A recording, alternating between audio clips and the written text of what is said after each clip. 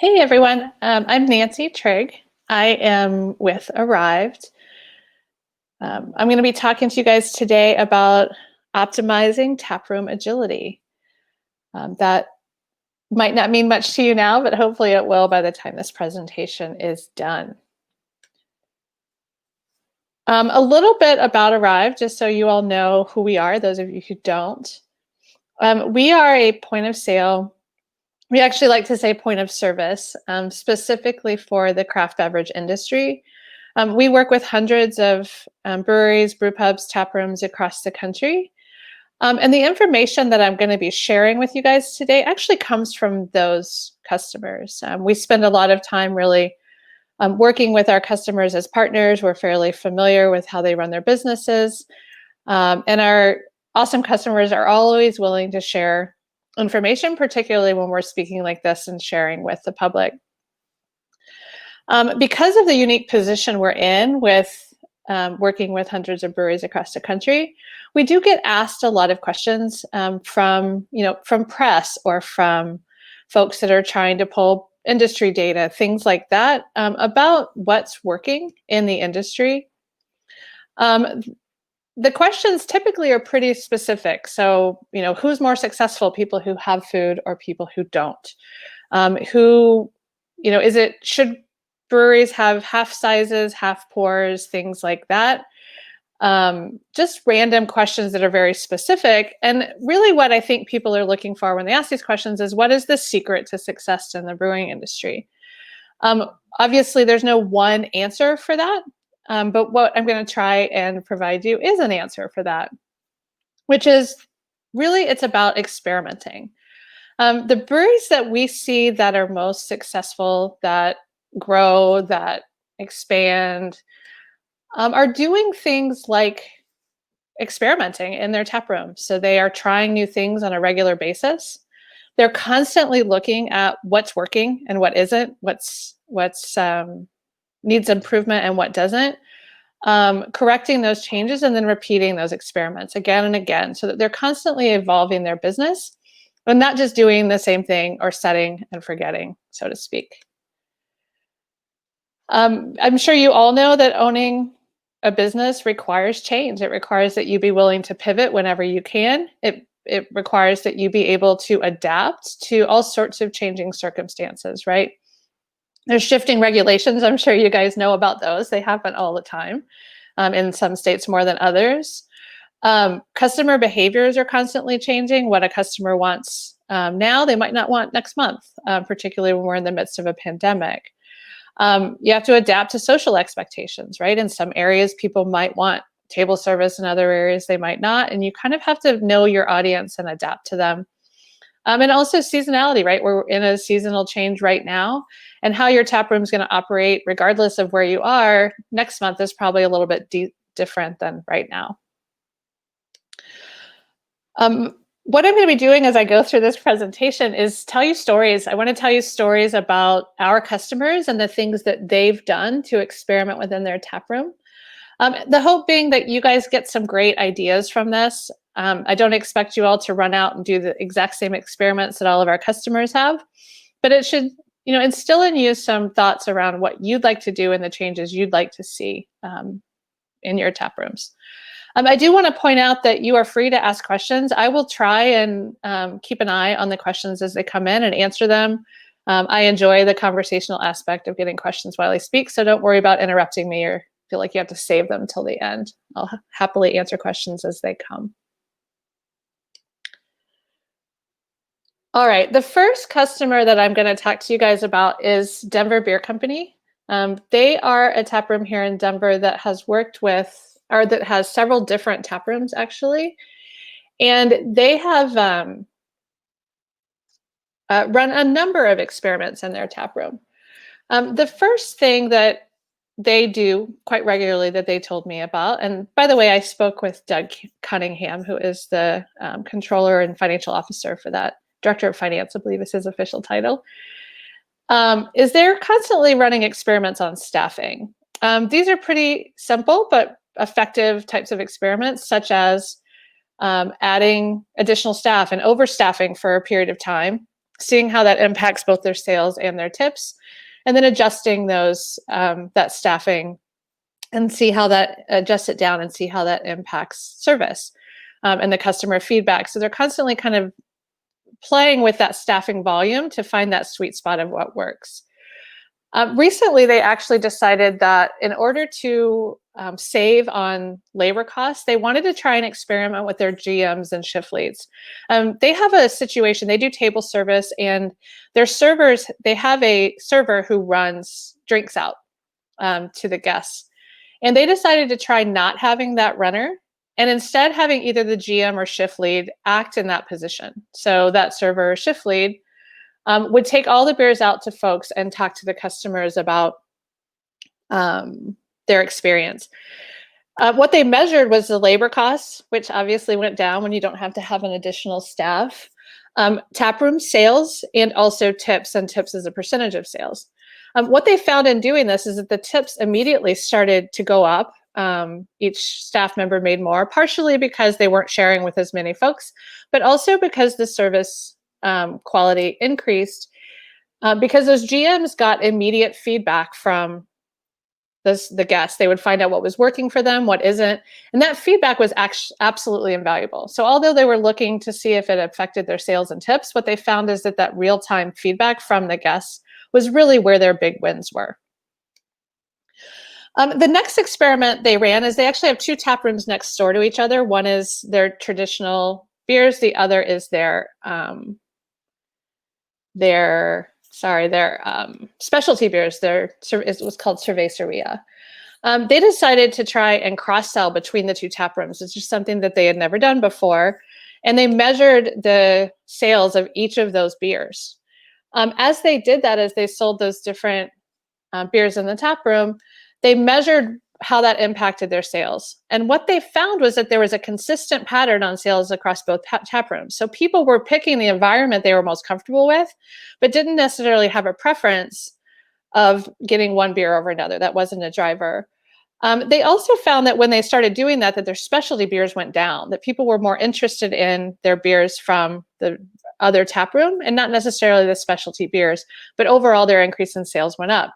So again, just a quick experiment to try out how they sold things differently, but they were able to then adapt their business and maximize their revenue as a result.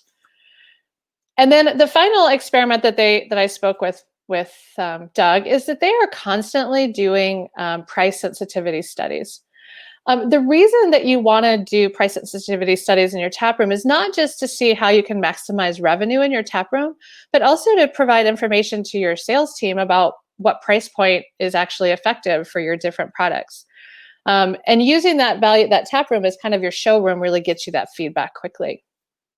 The one thing that Doug told me in this conversation is that what's really important is not just measuring revenue. I think a lot of times people will adjust the price on a beer and then measure the revenue and the effect, are we making more money if we increase the price?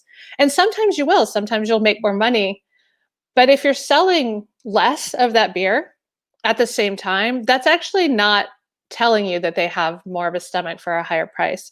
So it's important to measure not just the sales of the beer, but also, or not just the price you're making, the revenue, but also the ounces sold of each of the beers that you're adjusting price on. So that was the takeaway from that one. And hang on one second, I'm having a little slide problem, so bear with me one second. Let's try that. All right. The next customer I talked to was Eagle Creek Brewing down in Statesboro, Georgia. We talked through two experiments that he ran in his tap room. The first was selling groceries and household supplies out of the tap room. This was something that came up during COVID. His customers were asking him where they could buy products that he didn't actually sell, and if he knew how to get those for them. What he found is that the local Walmart, which was the main source of goods for his customers, was not open. They had closed and they were not set up for curbside yet. So he decided to buy some of those staple items and provide them as part of his curbside service to his customers in the community. What he then did is keep an inventory daily of what was selling. So every day looked at the quantities, made sure he knew what was on track and what was selling. He made regular trips to the next town to buy at Costco and then brought those items in. Because he was looking at his sales daily, he was able to adjust quickly and keep a rotating inventory so that he was providing his community the tools that they needed. Once Walmart opened, pretty much overnight, his sales of these products went down, but because he was adjusting inventory daily, he was able to sell those items out and stop purchasing and just keep the items on the shelf that were making him revenue still. The surprise for him was that he actually still has some of those items on his menu today because the customers never quit buying them. So that's another creative experiment. This is a big one, and I do not think any of you are likely to go out and change your licensing as a result of this presentation, nor would I recommend that. But in the case of Eagle Creek, he found that changing and reapplying for his license might be an experiment that would serve him well. What was happening in the state of Georgia that I know a lot of folks have dealt with in different states is that taprooms were not allowed to sell beer. So they were selling tours and then giving away beers to the customers who came in for those tours. They also were legally able to sell crowlers and growlers, but then legislation started being put into the state that basically made that impossible. So although it was legal to sell growlers and crowlers, it was almost impossible to do. Franklin was looking at his bottom line and realizing that he just was not going to be profitable in this current state. So he made the drastic decision to try changing his licensing to a brew pub. So he went through all the paperwork and actually was able to change his license to brew pub. The way the rules work, however, in Georgia, you can't hold both licenses. So he had to turn off one license and turn the other one on between one day and another, and that it takes time to get a brew pub up and running. So what he did was actually buy food from a local business and sell that food in the short term while he got his full brew pub built up. This experiment actually worked for him, and within 6 months, he found himself to be profitable and committed, added a kitchen, and just kept going along that. Again, the biggest surprise to him is that over time, over the years while he's been in the state of Georgia, he's found that the laws are changing in a way that's much more favorable to brew pubs rather than breweries. So for him, this has proved to be a long-term strategy that really, really worked. What he told me at the end was that without this change, they probably would have been out of business in 6 months. So he's really glad he made this drastic pivot to change his business. All right, the next person I talked with is the lovely Katie Neerling from Scott Street Distillery. Scott Street is actually a collaboration project between Ska Brewing and Peach Street Distillers. So when I talked to Katie, I talked to her about all of the different businesses and the kinds of experiments that they do and the way that they sort of flex and mold their business. And the first example I want to talk about is what they did at Scott Street Brewing in particular. And this is related to COVID around the time of the shutdowns. But they have a number that they have marked in their books as their break-even point. And once the shutdown started to happen, they were just squeaking by that break-even point on most days. And they decided that they had to change something because break-even, for anyone who's a business owner, is never good enough. So they decided to do two things. One is they decided to add online ordering for to-go sales. The other is to switch to full table service for the folks who were in their less than full tap room. The things that they measured to see if these were successful was obviously their sales, their hourly sales by item type, their hourly sales by sales type, so what's selling online, what's selling in the tap room, but also their labor cost as a percentage of sales, because just increasing your sales if you're also drastically increasing your labor cost is not a win. What they found is just by making these two changes that their sales went up overnight to a weekday average of 143% of that break-even number that they were barely making prior. So significant uptick in revenue by switching to table service and launching online ordering. But here's the big surprise, right? Is that they actually said their labor costs as a percentage of sales went down. I know that a lot of people are hesitant sometimes to think about table service or floating service or something like that because it seems like it would be a high labor cost. But what Katie said is that when they switched to table service, they actually started looking at their sales hourly. So hour by hour sales, when were they busy? And actually staffing for those hours versus staffing for entire shifts, half days, or full days. So because they were simultaneously looking at that hourly, they might have someone who had prior come in at 9 to work for the whole morning, not come in until 11 when their sales actually started picking up for the day. And so they found that with these changes happening simultaneously with tracking those hourly sales or hourly labor costs, they were able to decrease their overall labor cost, not increase. Also, when you are doing orders online, there's less staff necessary to fulfill that. So they also saw a decrease as a result of that. I love this story because I think sometimes we're a little bit afraid to try things because it could come at a cost. But in this case, they made a very valiant attempt, and a successful one at that, to manage those costs during the experiment, which gave them some flexibility down the road. All right, the next story she told me was regarding their Peach Street distillery location. I know we're talking about breweries primarily today, but I think the changes they made in their business are very relevant even to a brewery, even though they were selling spirits. But what they did was made a change to their point of sale so that they could track their retail or to-go sales separate from their draft. And this is something they had not done previously. They had not really tracked this. They sold their retail products over the bar like a lot of breweries do, and had never really focused on it as a part of their business. What they decided to do was break it out so that they could see instantly every day how much was retail, and notice that it was a non-insignificant part of their business. They were actually seeing some real revenue there. So they decided to train the hosts to sell retail. They also then created an incentive program where they gave 5% commissions to anyone in their company that sold retail product. They even trained their production staff in case someone came by the distillery when the taproom was not open and wanted to purchase product, that they could sell those products, and incented them to do so. They measured the retail as a percentage of their revenue going forward to see how these changes impacted.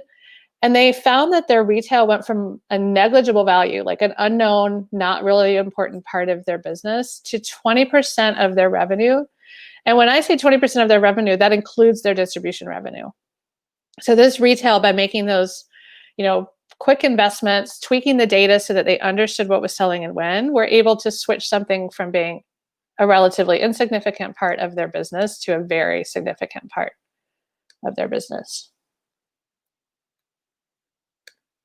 And then the final example was also at Peach Street Distillers. They had a permanent food truck that they owned. They were doing counter service only and decided to try switching to full table service, just as they had done at Scott Brewing. Again, they measured the labor costs and hourly sales by item type. The reason that I'm showing you this is I wanted to reiterate that this experiment actually worked not just in one place, but in two. They had their food sales increase as a percentage of their revenue as a result of adding this table service. But again, the big surprise was the labor costs decreased again. And again, this was because they simultaneously started paying attention to those hourly sales, that hourly staffing, and getting the right staff matrix in place so that they were essentially always well-staffed for table service, but not overstaffed when they didn't need it. I also wanted to add another slide for Katie because of this beautiful quote at the end that she made, which is, "People's laziness impacts your bottom line. You should be directing the experience to generate more revenue." I love that. I just think it's really true. And I don't think laziness is meant as a derogatory term in this case. People come to our establishments to enjoy themselves and to relax. And if you can remove those obstacles for them to continuing to purchase by making it easier, it will impact your bottom line for sure. All right. I then talked to Fireforge Brewing. The conversation we had with Fireforge and with Brian, the founder there, was around their changes also during the COVID times. They were basically seeing very little sales after the shutdowns happened. They were doing to-go only, and they were taking those to-go orders over the phone. Their COO was actually the one taking those orders, which is not the best use of your COO, that's for sure. And they decided to launch online ordering for to-go sales and pickup sales. They measured their revenue and also, again, their labor cost as a percentage of sales. What they told us was just by launching this online store, their sales increased 75% week over week. That's dramatic, right? They didn't actually change how they were selling. They were selling to go only, right? That was it, to go only, but they were taking phone orders versus taking those orders online. And had a significant increase.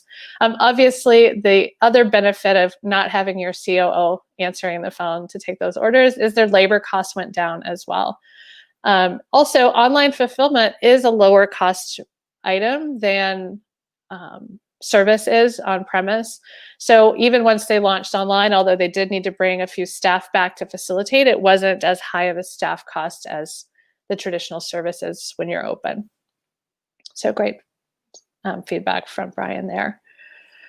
The other thing that they did at Fireforge once they were able to open back up is, I'm sure some of you guys have seen folks doing this, but they decided to launch tableside ordering through their point of sale, which is us, which is where you can actually have a QR code or something on your table, and the guests can scan that QR code and essentially order online through their personal phone at your establishment for on-premise service. Just by adding that, they found that 8% of additional revenue in their tap room came through that table service, or sorry, that online served modality at the table. This, 8% might not sound like a lot, but when you're dealing with a pandemic and trying to get every penny in through the door, being able to capture another 8% of revenue on a daily basis really does make a huge difference to your bottom line. So I thought this was a great use case for just a small experiment that didn't revolutionize the business, but kept the dollars up in the tap room. All right, I then spoke with Cabaris Brewing with Corey Sloop, their CFO, and I've got two great stories from him. One thing that is, if anyone knows this tap room, they are known for their flagship beers. People come to their establishment to have the beers they know and love. They've always done specialty beers and had a rotating schedule of those specialty beers, but it's never been something they've put a lot of oomph behind. They put them on the tap room wall, they put them on their calendar and let them sell. They decided that they wanted to try adding specialty beers to their online store to see what happens. And then track their hourly sales to see how those went.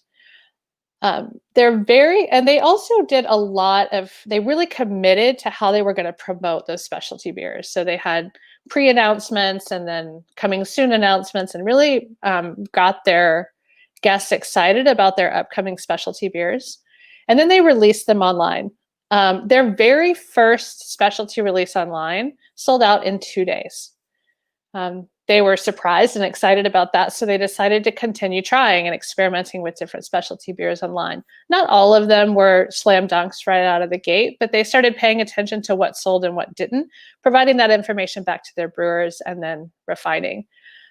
Their most recent release sold out in 18 minutes. So this is now a big part of their business and will continue to be going forward. I like this story in particular because they were as caught off guard as anyone by this. It was just something they wanted to try, and it turned out it was super exciting and really successful for their business. Another big change they made was specific to their Oktoberfest. So Oktoberfest is a big deal in their tap room. They um, have a whole weekend with bands all weekend. They have big crowds. It's a really big event for them.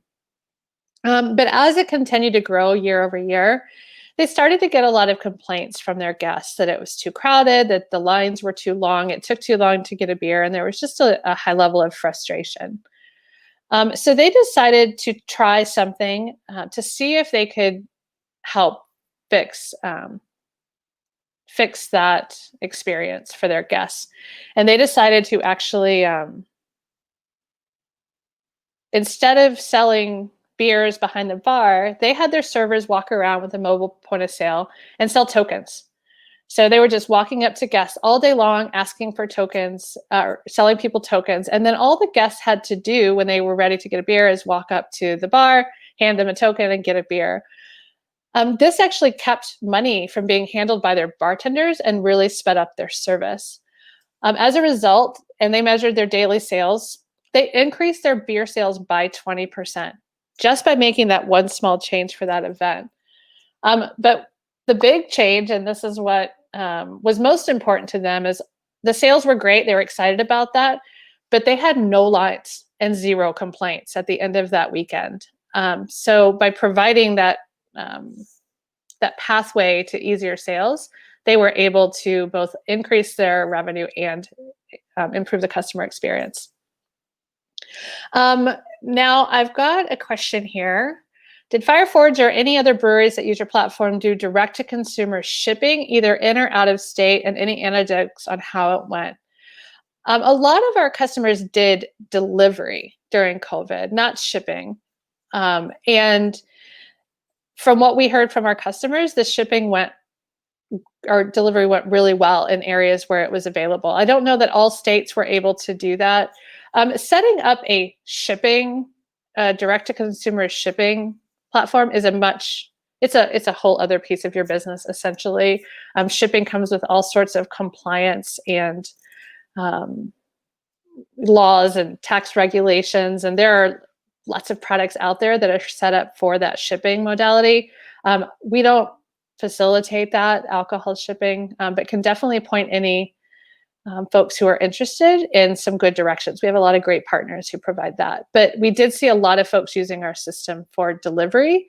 And I understand that that was a really significant part of people's businesses in states that allowed it. So thank you for that question, and more questions are welcome if anyone else has them. All right, my final customer that I'm going to talk about is Raíces. I wanted to talk about this one a little different because it's such a unique space, and the way that they operate is they essentially live in experimental land. When Raíces built their tap room, it was intended to be both a tap room and a community center. They were trying to create a space that really served the Latinx community in Colorado. They make their space available to anyone who wants to use it for anything. So it's really a space that's for the community, not just for the tap room. And what they told me is that they are constantly trying new programs. They bring in artists. They invite local businesses to sell their products, their crafts in their tap room. They do bilingual karaoke, which is fabulous and very popular. They do dance classes in the tap room. They have music, all sorts of different things. But what Tamil told me is that they are constantly looking at their hourly sales. So hour by hour, when are they busy? When are they selling beverages in the tap room? And then evaluating the programs that associate with those timeframes. And if they find that there's, a couple of hours on a particular day that's consistently the sales are not high, they will go seeking programs to fill that space. So finding a particular activity to fill that space. And then again, they measure those hourly sales. And if something is successful, then they will repeat it. She even told me that sometimes things are too successful and they even have to scale them back a little to manage crowds in their space. So, but what I liked about this is that they live in the space of experimentation. They aren't, saving those experiments for a time, every couple months that they just look at. They constantly throw things out, see what's working, and do more of it and do less of what isn't.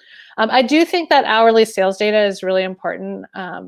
Knowing not just when everybody's leaving your tap room and people are paying out, but actually when are they buying things, and how long are they staying? That's all good data to be looking at on a regular basis.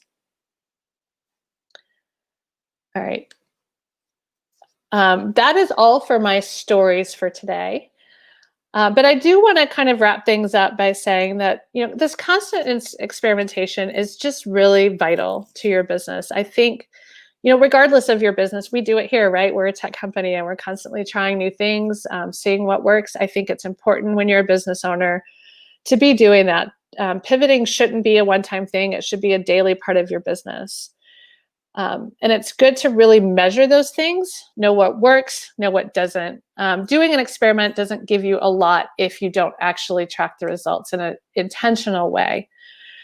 Another piece that I'd just like to add, kind of in closing, is make sure you give your team the right tools to make the informed decisions.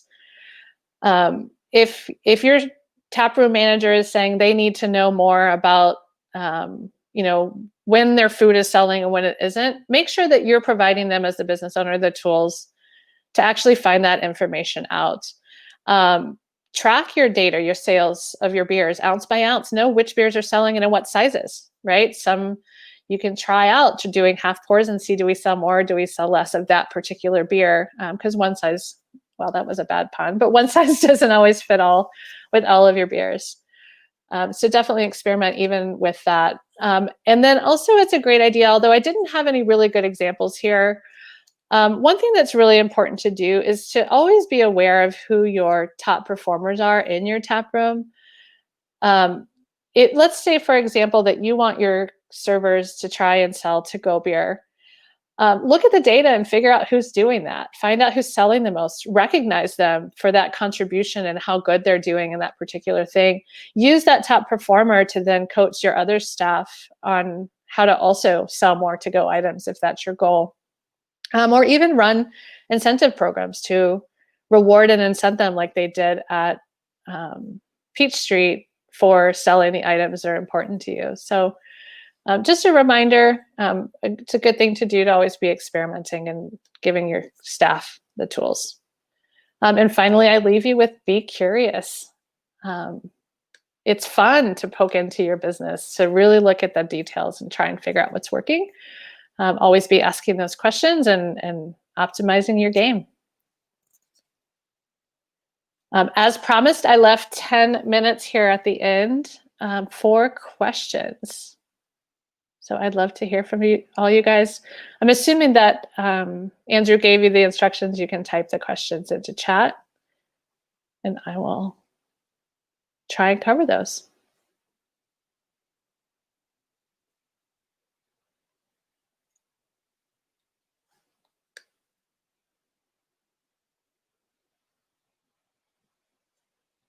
Okay, it looks like somebody reposted the question I answered before, which is around shipping.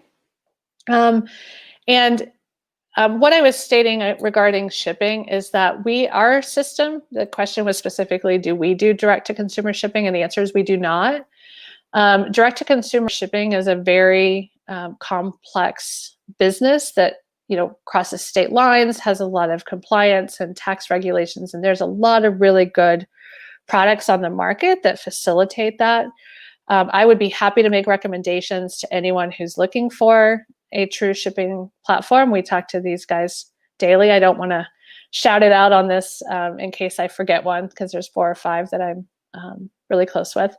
Definitely reach out to me personally, and I'm happy to provide those names. The only sort of piece of shipping that our company handles is we do delivery, local delivery in states where that's allowed.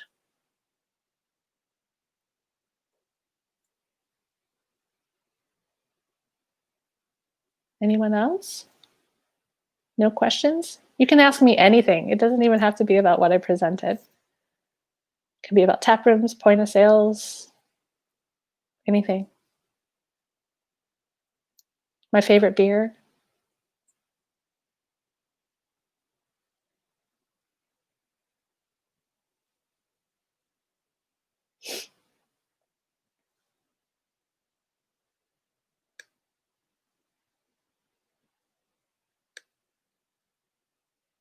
All right. Well, as we say at the office, there's that awkward silence that I guess is supposed to end the meeting.